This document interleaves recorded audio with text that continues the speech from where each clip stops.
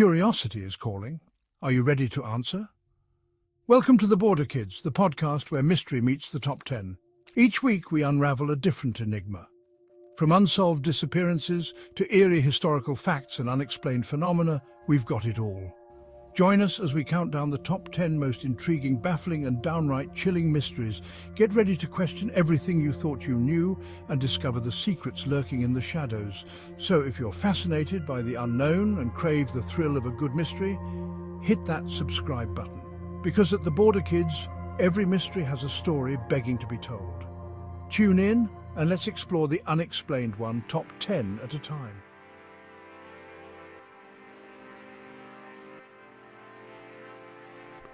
All right, so here we are. We're back for episode 3 here. What's going on, everyone?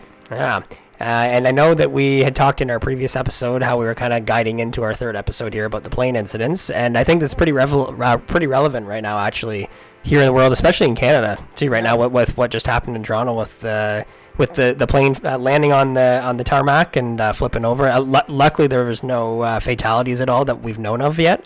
But it was pretty significant for Toronto. Yes, definitely significant for Canada. This also has happened with flight disasters in the U.S. lately as well, with the one plane crashing that ran into the military plane. Yeah, that was a few weeks ago, I guess. Yeah, near Washington, D.C. That one went right in the water. Everyone was killed on it. It's the most tragic thing to happen most recently. I can't believe it. The good news with the Delta flight recently is that everyone survived, which is a total miracle. Yeah. So we are going to get into our top 10, our first top 10 of the Border Kids. So we're pretty excited here. We'd like to welcome everyone to another episode of the Border Kids podcast. This is a show where we explore top 10 topics, both the triumphs and the tragedies. Today we're diving into something a little heavier, the top 10 plane incidents that forever changed the world of flying. Yeah, these are actually some of the most significant accidents in aviation history. While they are tragic, however, they've helped shape the way how we travel today, especially from the past 30, 40 years ago. They've improved both the safety, technology, and the procedures in ways that we may not have actually realized before boarding a flight. Exactly. So whether you fly often or not, aviation has made huge strides since these events. So let's begin with one of the most pivotal moments in American Airlines, Flight 191. So we're going to start out here with number 10, American Airlines Flight 191. So on May 25th, 1979, American Airlines Flight 191, it was a DC-10. It actually ended up crashing just after takeoff from Chicago O'Hare Airport when an engine detached from the wing. Sadly and tragically, 273 people died in this crash. This tragedy led to significant changes in engine attachment systems and maintenance protocols. It emphasized the importance of thorough inspection and procedures, and the aviation industry really took that lesson to heart. Yeah, and they were flying out of Chicago, and they were actually their destination was LA. So there was 271 occupants on the plane.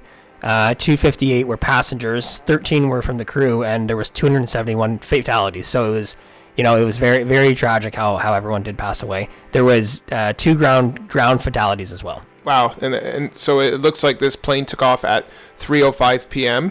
From Chicago. The weather was clear. There was a brisk northeasterly wind.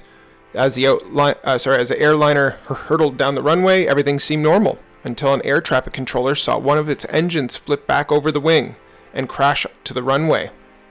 The experienced pilots, Captain Walter Lux and First Officer James Dillard, knew it was too late to abort the takeoff, but they immediately attempted the correct procedure for climbing on 2 engines. The engine that had broken off, however, had severed hydraulic lines that controlled leading-edge slats designed to lower a wing's stall speed, and it ripped a section from the front of the wing and disabled instruments that would have informed Lux of the precise situation. The hydraulic fluid drained away. Wing slats retracted, and the unbalanced DC-10 cartwheeled and slammed into a building. And after aloft for just 31 seconds, and attaining an altitude of only 325 feet. So they actually, too, just to finish off this number 10 here. So for 32 years now, the victims have no permanent memorial itself. There was some funding that was obtained for a memorial in 2009. Though a 2-year effort by the 6th grade class of Classiculo Yeah, through a school in Chicago.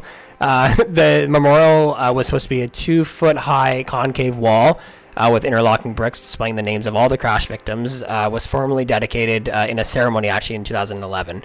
The memorial is located on the south shore of Lake Opka at the lake park at the northwest corner of Lee and Tauchi Avenues there, 2 miles east of the crash site. So there is a remembrance ceremony did end up being held at a memorial in 2019. This disaster and the investigation received widespread media coverage. The impact on the public was increased by the dramatic effort of an amateur photo taken of the aircraft actually rolling that was published on the front page of the Chicago Tribune on about 2 days after the crash. And this is the last audio that was heard from American Airlines Flight 191.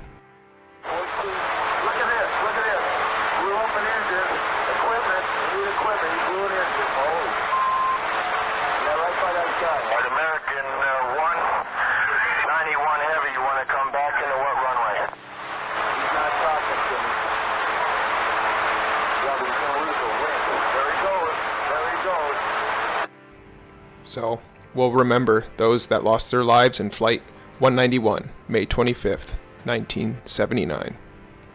On to number 9. So next here, we're going to go to number 9. This is Air India Flight 182. So on June 23rd, 1985, Air India Flight 182 was actually bombed over the Atlantic Ocean off the coast of Ireland. Unfortunately, 329 people lost their lives that day, and it was linked to the Sikh militants seeking revenge for political violence in India. This bombing led to increased security measures, particularly for cargo handling and checks for explosives. It's another reminder of how terrorism has shaped modern aviation security.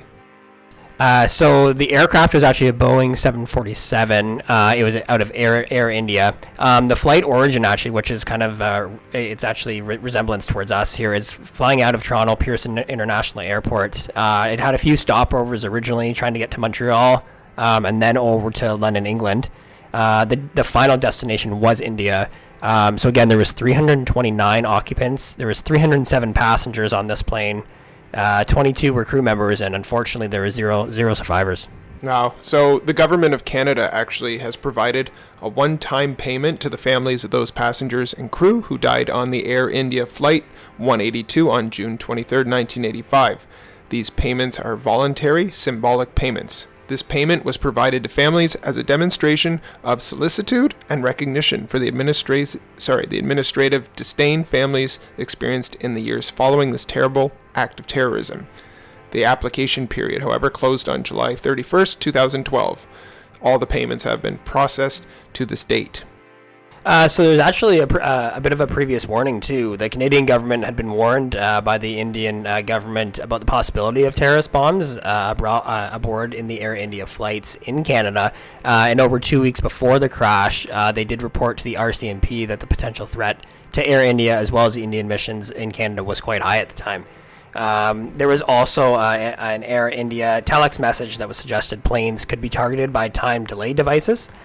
There was a lieutenant in Ontario who also testified that as a senior intelligence officer in the Federal Department of External Affairs, he saw a security intercept with a specific warning of a threat against the airline on the weekend of the bombing. So, I mean, that's quite interesting to hear that there was actually a previous warning displayed, and then this unfortunately did happen. So we have a recording from the air traffic controller trying to communicate with Flight 182 after the plane had already blown up.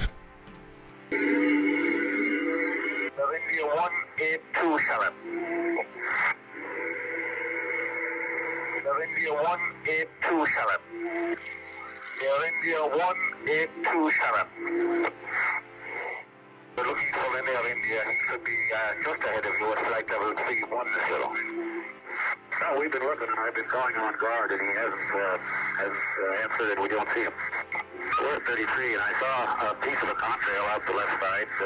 It looked like it might have been at 31, but certainly no airplane yet. You have him on radar? Negative, so he disappeared off the screen.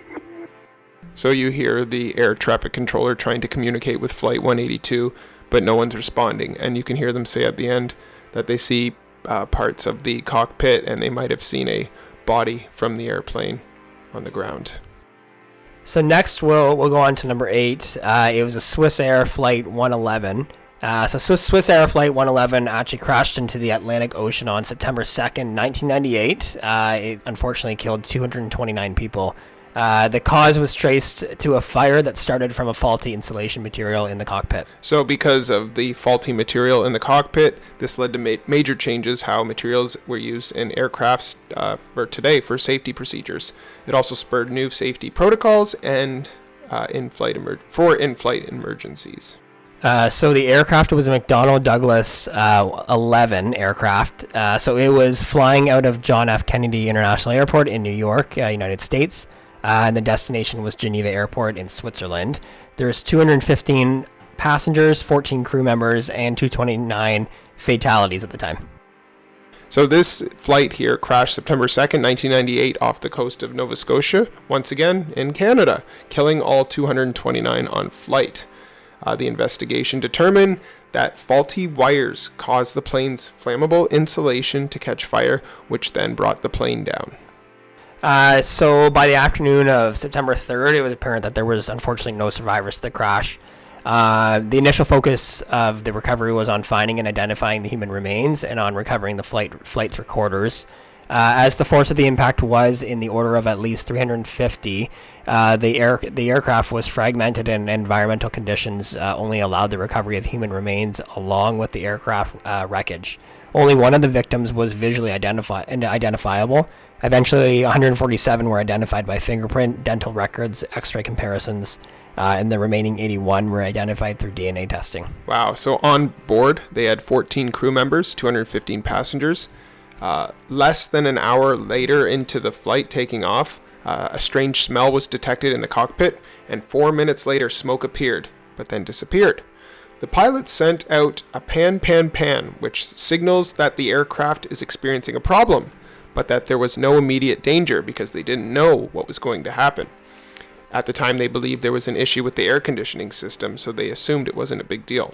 But they were unaware of the rapidly intensifying fire in the ceiling conditioning system they were unaware that was rapidly intensifying. After consulting with the air traffic controllers, they decided that the airplane would land in Halifax because it was close by, within 105 kilometers away. At about 10:21 p.m., the pilots altered their course to dump fuel. 3 minutes later, they declared an emergency as various systems began to fail on the plane and the cockpit filled with smoke. Shortly after, the air traffic controllers lost contact, and they assumed that the aircraft hit the water at about 10:31 p.m., reportedly almost upside down, and broke apart on impact. So here's the air traffic control trying to get a search and rescue going here. Rescue Center, Halifax. Coast Officer Biller. Bonjour. Aviation. This is Halifax Terminal. Do you have anybody on the ground there you can scramble for a search and rescue? Not at all. Nothing. Nothing at all. Okay. Okay. So, I'm not sure. We should know something here in a few minutes. What do you have for last position on them when you lost them? Down just around St. Margaret's Bay. St. Margaret's Bay, eh? We're just keeping an eye. We're hoping he's going to pop up here again, but Okay. we should be able to see him on our prime display. We're not anything right now. Just a second. I'll see if I can get a... Okay. Got any idea souls on board that thing? So that's a really creepy conversation between the air traffic controller and whoever he's trying to reach out to get a search and find rescue mission for the plane. Obviously, you can tell that they've lost contact with the plane. They're hoping that it's just a little glitch and that they'll be in contact again, but they know that the plane has blown up. So next we got number 7 of our top 10. That is called the Lockerbie bombing. So on December 21st, 1988, the Pan Am Flight 103 was unfortunately bombed mid-flight over Lockerbie, Scotland. 270 people were killed, and it turned out to be the work of terrorists, apparently. So besides 9/11, this is one of the most infamous terrorist attacks in aviation history. This bombing led to tighter regulations regarding cargo screening, and an increased focus on preventing terrorist acts on commercial flights. So obviously they ramped up their security as people were bringing their luggage and carry-ons into the flights. So this was an aircraft, Boeing 747. So it was actually flying out of Frankfurt Airport in Germany. Supposed to make a few stops in London, England, as well as New York, and then eventually the destination was United States, Detroit, Michigan. So there's 259 occupants, 243 were passengers, and 16 crew members. And there's actually 11 ground fatalities, which is quite it's quite a large number compared to what we've talked about here earlier. The plane had reached a height of 31,000 feet and was preparing for an oceanic portion of the flight where you're over the ocean for a long, long period of time. And this is when a timer-activated bomb detonated. The bomb constructed with the odorless plastic explosive called Semtex, which was hidden in a cassette player, and that was stored in a suitcase. The blast broke through the plane and into 1,000 pieces that landed into the area, covering 850 square miles. And actually, interesting enough, there was actually 11 Lockerbie residents who were actually killed on the ground. I know we were talking about earlier about the ground fatalities. When the wing section hit the house at 13 Sherwood Crescent. So the property was actually completely destroyed, and its 2 occupants were killed. Their bodies were never actually found at all, which is quite something to think that they actually hit the ground in a neighborhood. Several other houses and their foundations were also destroyed, and 21 others were damaged beyond repair. A family of 4 was killed when the house at 15 Sherwood Crescent exploded, and a couple and their daughter were killed by the explosion in the next house. And their son actually witnessed a fireball engulfing into the home from a neighbor's garage. So this is very obviously very devastating and quite a stretch, I would say, too. Knowing that this affected people in the neighborhood there. Yeah, that blows my mind that you could be going about your business on a day, just like we are right now, and all of a sudden having a wing of a plane crash through your house and blow your house up, and just like that, your life could be over. The majority of this plane had Americans. 35 passengers were students from Syracuse University, and the attack increased terrorism fears in the United States. The investigators believe that 2 Libyan intelligence agents were responsible for this bombing, and many speculated that the attack had been a retaliation for a 1986 U.S. bombing against Libya's capital city, Tripoli.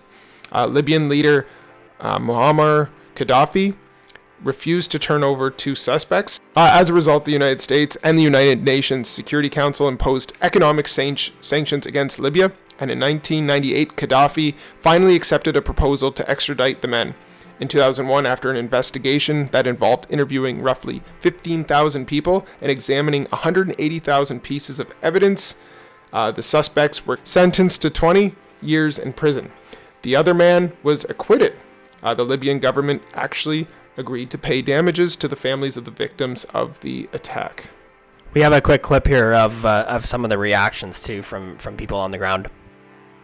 It was total disbelief. This is not happening to Lockerbie. This is the town where nothing ever happens. Well, 21st of December, it happened. I pulled the door open and I could see an immense fireball going perhaps a quarter of a mile into the sky. As I watched the fireball collapse, I could see various objects falling down within it. The strongest memory I have of that day and the following days at Lockerbie was the smell of aviation fuel in the air. It never leaves me when I drive through Lockerbie. That's the thing that still comes back. So next here we have, we're number 6 of our top 10, Japan Airlines Flight 123. On August 12th, 1985, Japan Airlines Flight 123, it was another Boeing 747, crashed into a mountain, killing 520 people. It's quite a large number there. The cause was a faulty repair on the plane's pressure bulkhead, which caused big decompression. This is one of the most tragic incidents, and it remains the deadliest single aircraft accident because it was Boeing 747, and it carried about 500 or so people on board. It pushed the airlines and aircraft manufacturers to reconsider how repairs were handled, especially those that affect structural integrity. And this flight was actually it was only flying within Japan too. So it was Tokyo, Japan, and flying to Osaka, Japan. So there was 524 occupants, 509 were passengers, 15 crew members. There was actually 4 survivors, which is our first one here, I think, in our top 10 that we had anyone surviving. So that was a good thing, but most 520 out of the 524 did unfortunately pass away. Yes, the plane had left Tokyo airspace and descended to 24,000 feet. When the first distress calls came from the plane's pilot, who initially reported losing altitude and then reported difficulty controlling the plane. The plane fell 10,000 feet. The pilot continued to send distress calls and asked to be rerouted to the Tokyo airport. The pilot sent distress calls, rerouted to Tokyo airport, and after 45 minutes, the plane crashed into the mountain. The mountain was the first reported crash site and became the popular name for the crash in the Kanto range. And interesting enough too, in 2022, which is quite recent, an oxygen mask was belonging to Flight 123 was found near the crash site during the road repair work, which is pretty interesting. The discovery came nearly a year after the engine parts were also found in the same area. And then in 2024, the 39th anniversary of the crash, they had a day climb, which was joined by the president and CEO, who began her career with the airline as a flight attendant in 1985, the same year again as Flight 123 accident. Yeah, so when it comes to rescue attempts, this one was made very difficult because of how high up it was on the mountain. It wasn't until 14 hours after the crash where the emergency crews were able to reach the area. Paratroopers descended from helicopters onto the scene, and some rescue volunteers reached the remote area on foot. Like Colin said, of 524 people on the plane, 4 actually survived. The crash was attributed to a missing tail fin that was likely structurally weakened because of the frequent landings and takeoffs that it had gone through. So that was number 6. We are going to go on to number 5. Yeah, so number 5 of our top 10 was the Tenefair airport disaster. So March 27th, 1977, Tenefair Airport in the Canary Islands. There was actually a thick fog that caused a confusion on the runway, leading to 2 Boeing 747s colliding. The result was quite catastrophic, as there was 583 people that lost their lives that day. And this is one of those cases that feels like communication would have been the issue. If they just would have communicated a little bit better. And this almost reminds me of Kobe Bryant. The communication, they were going through fog and they didn't know how low they actually were. But when it comes to this flight, it is one of the biggest incidents in airport history because it led to major changes in the cockpit communication protocols, particularly the adoption of standardized phrases to prevent confusion. Yeah, so this Boeing 747, it was actually originally flying out of the Amsterdam airport, the Schiphol airport in Netherlands. The destination was the Canary Islands, the Gran Canaria Islands airport. There was 248 occupants, 234 passengers with 14 crew members, and unfortunately, there was everyone was a fatality. So this is actually pretty interesting. So I see that the plane was set to be departing from Las Palmas on the island of Gran Canaria. But however, a terrorist bombing there occurred earlier in the day, which caused the planes to be diverted to the small Los Rodeos airport on the island of Tenerife. Later, just as KLM Flight 4805 prepared to take off from the single airstrip at Los Rodeos, the plane barreled into the Pan American World Airways Flight 1736, which had been taxiing toward takeoff at the exact same time. The force from the crash tore through the fuselage off the Pan Am flight, and both aircraft exploded into flames. And then the second aircraft, the Boeing 747, so that one was flying originally out of LA. The stopover was supposed to be in New York, and the destination was the Canary Islands. So that one actually did have some survivors. There was 396 occupants, 380 passengers, 16 crew members, 335 fatalities, but there was actually 61 who survived. So that's quite good too. And that includes the pilot. Many survivors escaped from a hole near the plane's left wing. Some experts speculate that the KLM plane had begun its takeoff without proper clearance, though a number of factors, including foggy weather and unusual airport traffic conditions, likely played a key role in this disaster. So we actually have a video of a reenactment of what actually took place that day when the two planes collided.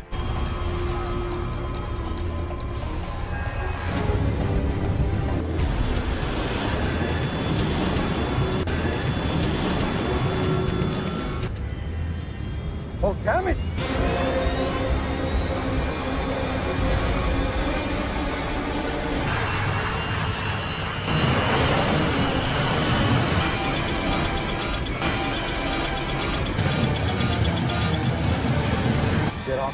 Get off.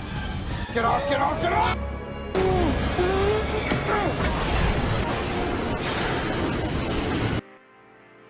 So what you see during that clip is the KLM flight taking off.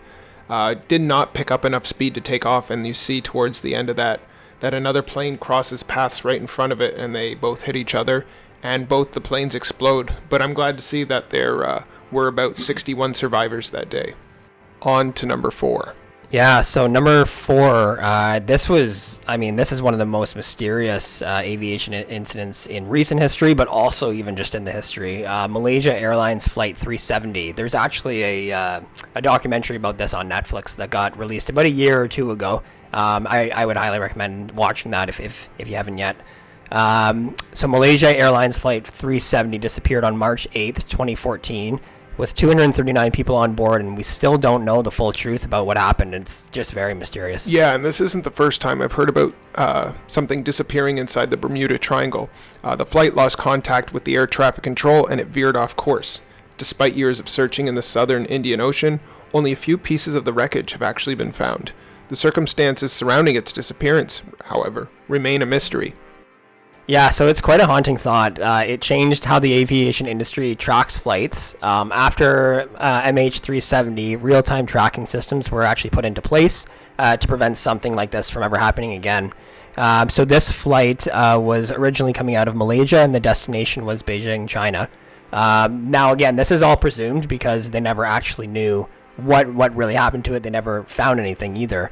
Like full-out evidence that they could come out with. So there's 239 occupants, 227 passengers, and 12 crewmen. So this is just something that it's hard to talk about. Really. Yeah, and it's always sucks when this happens, and there's lots of kind of these things that happen because you'll never actually know what truly happened that day.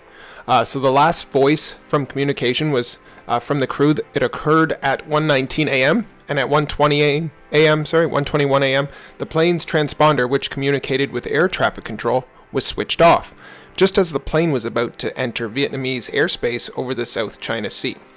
At 1:30 a.m., Malaysian military and civilian radar began tracking the plane as it turned around and then flew southwest over Malay Peninsula, and then northwest over the Strait of Malacca. At 2:22 a.m., Malaysian military radar lost contact with the plane over the Andaman Sea. So yeah, there was actually a couple searches that took place. There was one in 2018, and actually there's even one in 2025, like late 2024 or 25 here. The Malaysian government announced that it had agreed to principle to continue to search still to this day. The search would also be conducted by U.S.-based Marine Explorations, which conducted searches also in 2018.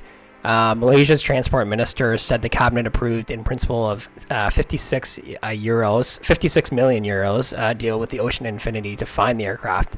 So similar into 2018, this search would be on a no fine, no fee kind of basis. Yeah, so apparently it was a robot that was used to look for the debris. They used pings that were widespread, and like you said, the submarine found no debris, and the test found that a faulty cable in the acoustic equipment could have produced the pings. Yeah, so next, that's that one again. I mean, it's a tough one to talk about. So the next one, number 3 on our top 10 is the Air France Flight 447. So let's talk about this one. It crashed into the Atlantic Ocean on June 1st, 2009. So again, pretty recent. It was an Airbus A330, and 228 people lost their lives that day. Yeah, this was one of the most difficult investigations because of how complex the causes were. It turned out that a combination of technical failures, including faulty sensors in the aircraft, and human-led error caused the crash. The pilots were dealing with high-altitude stall warnings, and confusion set in. It led to changes in how pilots are trained to handle high-altitude stalls and better communication procedures. More focus was placed on how pilots interact with automation in the modern aircraft. So this Airbus A330 was an Air France. It was originally flying out of Brazil, Rio de Janeiro, Brazil, and hoping to get to Paris, France. So again, there was 228 occupants, 216 passengers, and 12 crew members. And actually, from what we've seen here too, there's many different nationalities. The most being Brazilians as well as French. And some Germans, but again, there was probably 30 to 40 different nationalities of civilians on this plane. Yeah, the Brazilian Navy recovered the first major wreckage of the two bodies from the sea within 5 days of the incident. The BEA's final report, released on a press conference on July 5th, 2012, concluded that the aircraft suffered temporary inconsistencies between the airspeed measurements, likely resulting from the ice crystals that forms when the plane is too high. Yep, that caused the autopilot to disconnect. The crew reacted incorrectly to this, causing the aircraft to enter an aerodynamic stall, which the pilots failed to correct. This accident is the deadliest in the history of Air France, as well as the deadliest aviation accident involving an Airbus A330. So apparently there was an underwater search done to look for the Airbus that crashed into the ocean. The mission was to assist the search for the missing flight recorders or the black boxes that are usually found. The submarine would use its sonar to listen to ultrasonic signal emitted from these black boxes, covering 13 square miles. The French submarines would be aided by two U.S. underwater audio devices capable of picking up the signals at a depth of 20,000 feet. Following the end of the search for bodies, the search continued for the Airbus's black boxes. The French Bureau of Inquiry and Analysis for Civil Aviation Safety, the chief Paul-Louis Arslanian, said that he was not optimistic about finding them since they might have been under as much as 3,000 meters of water, and the terrain under this portion of the ocean was very rugged. So, just looking at this, I don't think they found the black boxes. So here we're getting close to number one here. Our number two is the TWA Flight 800.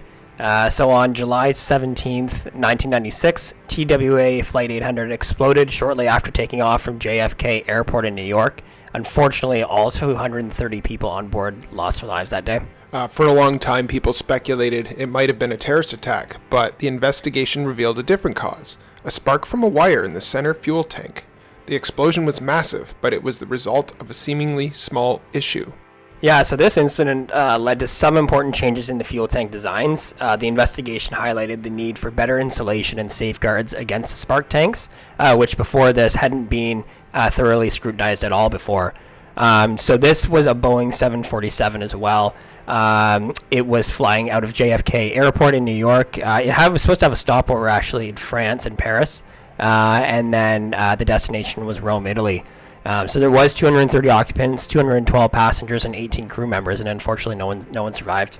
So about 12 minutes after taking off, the cockpit voice recorder ceased to function just before the aircraft explosion occurred at an altitude of about 13,700 feet. The center section of the plane fell first, then the forward fuselage, and finally the wings and the remainder of the fuselage. Because the event took place close to the shoreline of heavily populated Long Island, there were many witnesses. In an investigation of possible criminal activity, the FBI interviewed 736 people who claimed to have seen or heard the crash from the ground, or from watercraft, or from another aircraft. Meanwhile, divers worked for more than 10 months in water about 120 feet deep, until the remains of all 230 victims, which includes 212 passengers and 18 crew, had been recovered. More than 95% of the aircraft was recovered as well. Investigators pieced the center portion of the fuselage back together in a hangar in Calverton, New York. So this is kind of just something interesting about the aftermath. Many internet users actually responded to the incident at the time. The resulting web traffic set records for the internet activity at the time. CNN's traffic quadrupled to 3.9 million views per day. The website of the New York Times had its traffic increased to 1.5 million views per day, which is quite significant. It's 50% higher than its previous rate. And then in 1996, few U.S. government websites were updated daily, but the United States Navy's crash website was constantly updated and had detailed information about the salvage of the crash site. So, and then we also actually have a quick animation video that we'll discuss as we watch the animation here.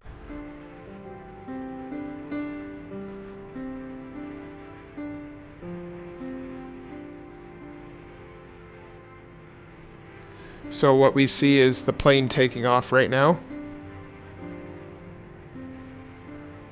And everything So seems it's taking to be off fine. okay. Yeah, everything looks fine. Yep. Taking off from New York? Yep. Yep.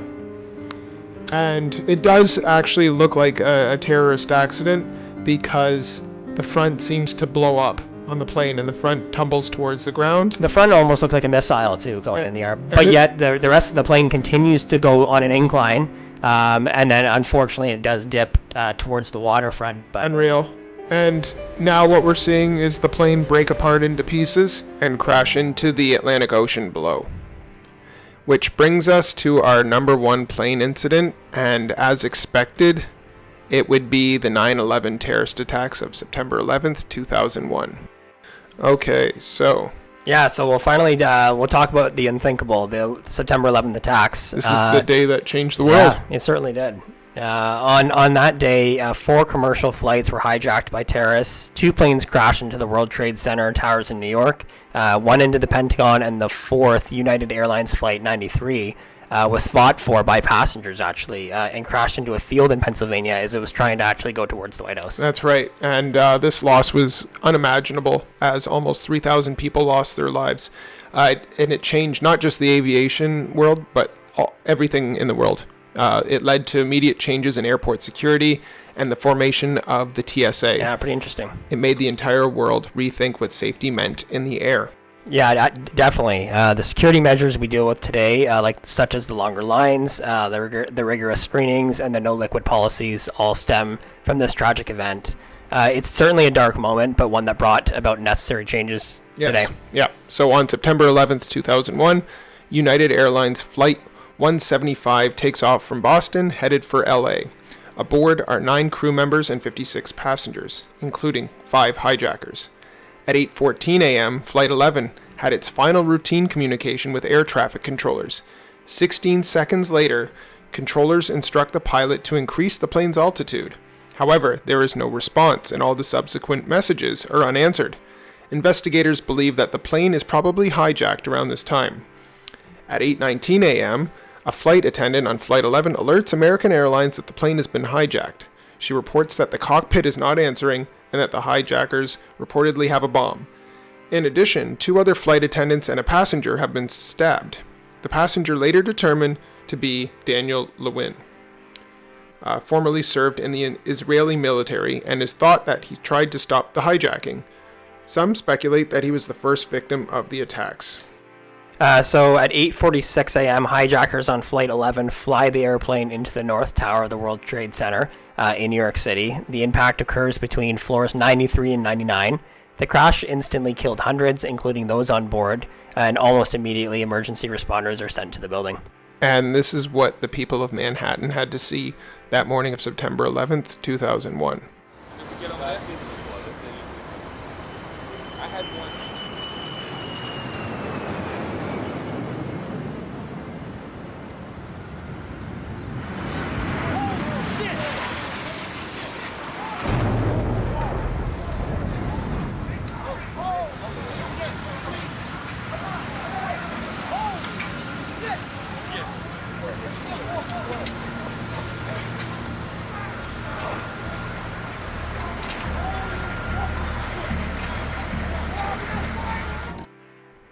Okay, so what we see that morning is that the people of Manhattan are living their lives as normal. It seems like a normal day until a low-flying commercial plane comes into Manhattan, and the people turn around to watch Flight 111 fly into the North Tower of the World Trade Center. At 8:51 a.m., Flight 175 changes from its assigned altitude, and repeated efforts by air traffic controllers to contact the plane are unsuccessful. It is believed that the plane is hijacked shortly after. And then we see shortly at 9:03 a.m., we see a second plane hit the South Tower.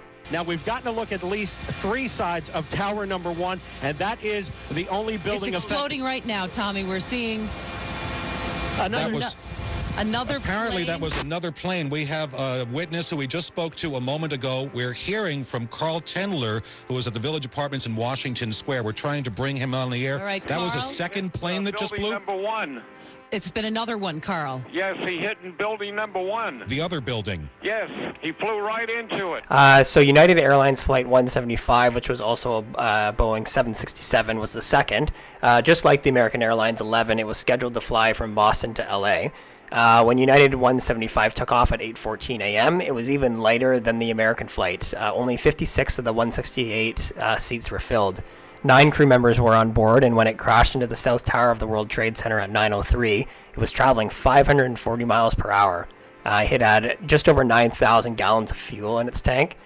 This crash was broadcasted live on many television channels worldwide that were already showing the North Tower burning. Then the third plane to take off was American Airlines Flight 77. It was a Boeing 757. It left Washington, D.C. at 8:20 a.m. going to L.A. It was 2/3 empty, actually, with only 58 passengers in it. 6 crew members were on board. It was carrying about 4,000 gallons of fuel, less than the 11,000 that it could carry. It crashed into the Pentagon at 9:37 a.m., flying at 530 miles an hour.